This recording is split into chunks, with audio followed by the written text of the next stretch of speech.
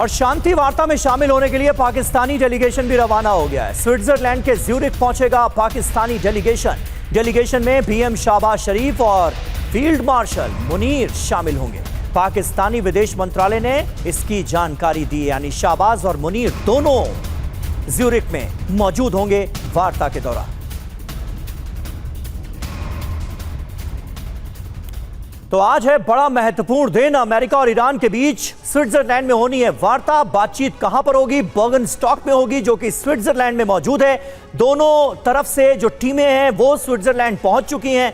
अमेरिकी डेलीगेशन में कौन है? उपराष्ट्रपति जेडी वेंस, स्टीव विटकॉफ और जेरेड कुशनर, यानी 3 वार्ताकार अमेरिका की तरफ से मौजूद होंगे। वहीं ईरानी डेलीगेशन की बात करें तो अब्बास अराक्ची, जो कि विदेश मंत्री हैं ईरान के, वो मौजूद होंगे। मोहम्मद बाकिर कालिबाफ, जो कि ईरान की संसद के स्पीकर हैं, वो मौजूद होंगे। मध्यस्थता कौन करा रहा है? पाकिस्तान और कतर के प्रतिनिधि भी मौजूद रहेंगे।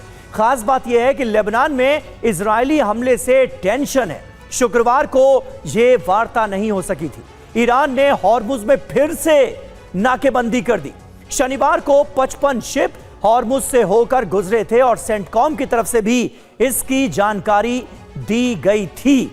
लेकिन यह जो माहौल बिगाड़ने की कोशिश हुई है वार्ता से पहले इजराइल की तरफ से, क्या लगता है संजय मेस्टन जी, इसका कुछ असर वार्ता में पड़ेगा क्या?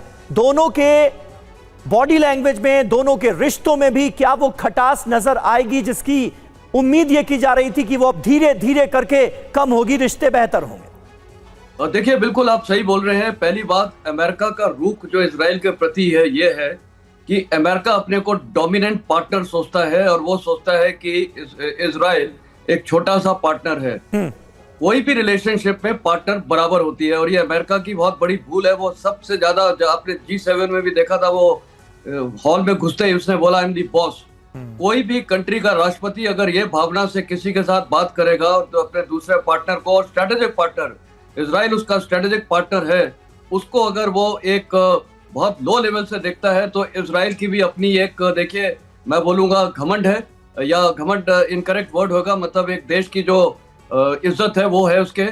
तो वो लेकिन डोनाल्ड ट्रंप तो कहते हैं कि इजराइल का अस्तित्व ही नहीं है कोई अमेरिका के बगैर।